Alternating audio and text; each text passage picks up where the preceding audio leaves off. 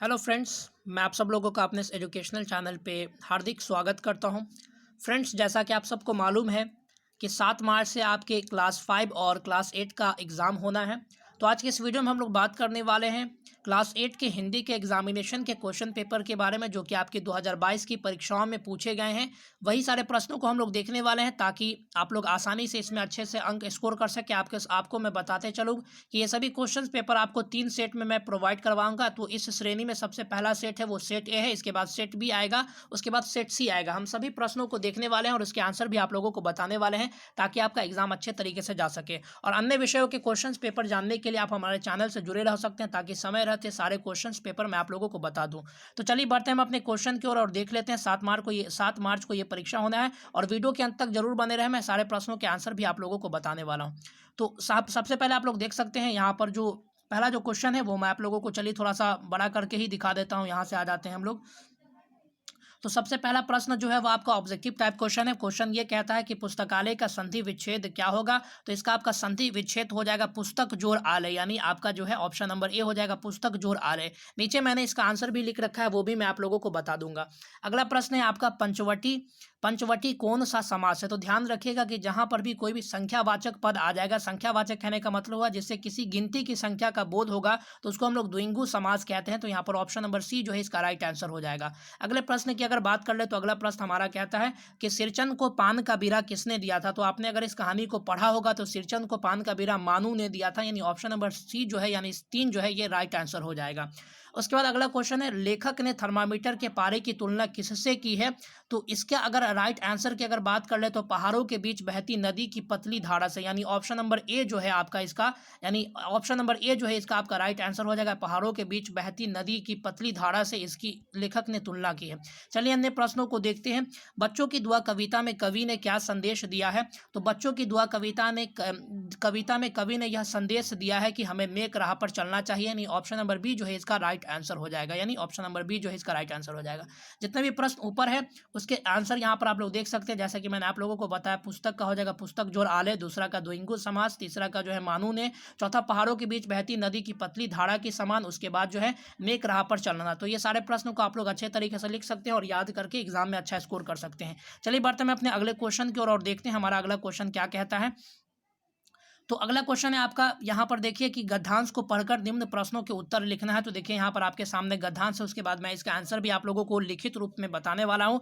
कर्म मनुष्य को महान बनाता है, कर्म ही मनुष्य में नवीन दृष्टि विकसित करता है, मेहनत और संघर्ष के बल पर ही हम असंभव को संभव बना सकते हैं, व्यर्थ की बातों में न पड़कर खुशहाल सृष्टि के लिए हमें लगन के साथ कार्य करने होंगे, चिंता बुराई अभाव पीड़ा सबसे बचकर हमें श्रम के रास्ते पर चलना होगा, तब जाकर के हमारे अंदर नवीन दृष्टि का विकास होगा, हमारे रक्त का एक एक कण मातृभूमि को समर्पित होना चाहिए, यह समर्पण ही नया आसमान नया सूर्य नई धरती हवाओं में फैली फूलों की खुशबू आदि प्रदान करेगी। तो यह है आपका गद्यांश और इसका जो भी आंसर है वो मैं आप लोगों को बताने वाला हूं। देखिए असंभव को संभव किस प्रकार किया जा सकता है। तो देख सकते हैं मेहनत और संघर्ष के बल पर असंभव को संभव किया जा सकता है। इसका मैं आंसर ही आप लोगों को दिखा देता हूं ताकि आप लोग जो है आसानी से उन सबको उतार सकते हैं। उसके बाद चलिए बढ़ते हैं अपने आंसर को आपको दिखा देते हैं ताकि आप लोग वहां से सारे आंसर को ही आप लोग यहां से देख ले। देखिए पहला क्वेश्चन का है मेहनत और संघर्ष के बल पर असंभव को संभव बनाया जा सकता है। तो आपने देखा पहला क्वेश्चन जो था। दूसरा है चिंता बुराई अभाव पीड़ा से बचकर खुशहाल जीवन बनाया जा सकता है। आपसे पूछा गया था कि खुशहाल जीवन किस प्रकार से बनाया जा सकता है। तो चिंता बुराई अभाव पीड़ा से बचकर खुशहाल जीवन बनाया जा सकता है। उसके बाद है समर्पण से ही नया आसमान नया सूर्य नई धरती हवाओं में फैली फूलों की खुशबू आदि को प्राप्त किया जा सकता है। तो यहाँ पर आप कह सकते हैं कि ऑप्शन नंबर 3 जो है क्वेश्चन नंबर 3 का ये जो है आपका राइट आंसर हो जाएगा। उसके बाद चिंता बुराई अभाव पीड़ा से बचकर श्रम के रास्ते ही अपनाकर हम नवीन दृष्टि पैदा कर सकते हैं। आपसे सवाल पूछा गया था कि हम नवीन दृष्टि किस प्रकार से पैदा कर सकते हैं। तो इसका आंसर ये हो गया। उसके बाद इस गद्यांश का उचित शीर्षक श्रम को आप कह सकते हैं श्रम कह सकते हैं, या आप कह सकते हैं कि नई सोच भी आप इसको अपना नाम रख सकते हैं। आप अपने हिसाब से इसका नाम कोई भी रख सकते हैं। चलिए बढ़ते हैं अपने अगले क्वेश्चन की ओर और देखते हैं हमारा अगला क्वेश्चन क्या कहता है जो कि आपकी परीक्षा में पूछा गया है। तो देखते हैं हम अपने तीसरे नंबर प्रश्न की ओर। अगला क्वेश्चन आपका कहता है निम्न शब्दों में से किन्हीं 3 शब्दों के भाववाचक संज्ञा बनाएं एवं उनका वाक्य में भी प्रयोग करें।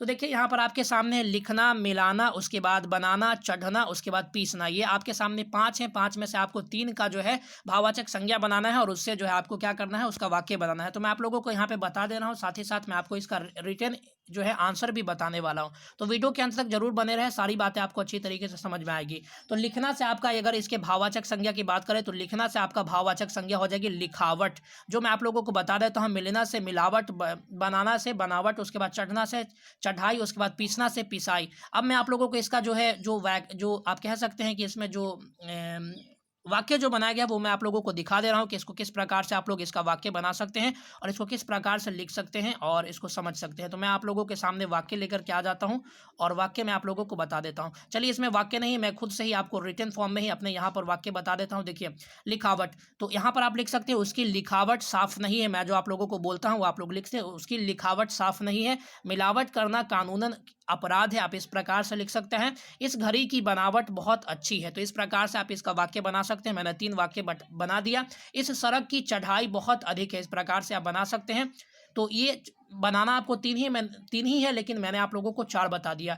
तो फ्रेंड्स, यहाँ पर आप लोग देख सकते हैं कि मैंने आप लोगों के सामने बहुत सारे प्रश्नों को रखा और यही सारे प्रश्न आपके 7 तारीख की परीक्षाओं में पूछे जाएंगे। तो निश्चित ही आप लोग इसको तैयार कर ले और यहाँ से कई सारे प्रश्न आपको देखने को मिलेंगे जो कि आपकी 7 की परीक्षा में यहाँ पर आपको देखने को मिल सकते हैं। उसके बाद आपके सामने ये प्रश्न है कि निम्न प्रश्नों में से किन्हीं 2 का उत्तर लगभग 50 शब्दों में दे। तो हौसलों की उड़ान निबंध से क्या संदेश मिलता है? बाल मजदूरी समाप्त करने का सुझाव दीजिए। तो ये 2 प्रश्न हैं जो मैं आप लोगों के सामने बता देता हूँ, जिसका मैं आप लोगों को आंसर ही बता देता हूँ इसके समझाने के बजाय। तो यहाँ पर आप लोग देख सकते हैं, हौसलों की उड़ान निबंध से हमें यह संदेश मिलता है कि बेटियां इस संसार में सब कुछ कर सकती हैं और वे भी अपना नाम कमा सकती हैं। तो आपको 50 शब्दों में ही लिखना था, इसलिए छोटा सा उत्तर मैंने आप लोगों को बता दिया। इसके जगह पर आप अपने तरीके से इसका नया उत्तर भी लिख सकते हैं। यानी हौसले की उड़ान में मुख्य रूप से क्या किया गया कि बेटियां भी इस संसार में बहुत कुछ कर सकती हैं, आगे बढ़ सकती है, इसमें मुख्य रूप से इसी बात को कहा गया है। तो आप लोग अपने माध्यम से इसको लिख सकते हैं। उसके बाद अगला क्वेश्चन जो था कि बाल मजदूरी समाप्त करने के लिए अभिभावक आप जो है क्या सुझाव दे सकते हैं। तो देखिए, इसका आंसर मैंने 50 शब्दों में आप लोगों के सामने तैयार किया है। देख सकते हैं, बाल मजदूरी समाप्त करने के लिए अभिभावकों से मिलकर उनके मन में यह बिठाने की ज़रूरत है कि बच्चों का अधिकार पढ़ाई लिखाई का है, इसलिए उन्हें पढ़ने लिखने देना चाहिए। यानी क्या है कि लोगों में एक ऐसी मान्यता बन गई है कि पढ़ाई लिखाई का कोई महत्व नहीं है। तो लोगों के मन में पढ़ाई लिखाई के महत्व को जगाना होगा, साथ ही साथ उन्हें पढ़ाई से जुड़े हुए बातों को, लाभों को बताना पड़ेगा। तीसरी अगर बात की जाए तो आप कह सकते हैं कि मनुष्य का एक क्या कर्तव्य होता है, एक माँ बाप का क्या कर्तव्य होता है, उन लोगों को बताना पड़ेगा। तो फ्रेंड्स, ये थे आपके सेट 1 का क्वेश्चन। बाकी जो क्वेश्चंस बच गए हैं वो मैं आप लोगों को सेट 2 और सेट 3 में प्रोवाइड करवा दूंगा। आप लोग इन्हीं तीनों सेट के माध्यम से अगर आप लोग प्रैक्टिस करते हो तो निश्चित ही आप लोगों के एग्जाम में जो है बहुत सारे क्वेश्चंस यहीं से रहने वाले हैं और आप लोग आसानी से अपने क्लास 8 के एग्जाम में अच्छा स्कोर कर सकते हैं, अच्छा अंक ला सकते हैं। तो वीडियो में आप लोगों को बने रहने के लिए धन्यवाद। इस तरह के और भी क्वेश्चंस पाने के लिए आप हमारे चैनल से जुड़े रह सकते हैं। Thank you very much. मिलते हैं अगले वीडियो में, तब तक के लिए धन्यवाद। God bless you all.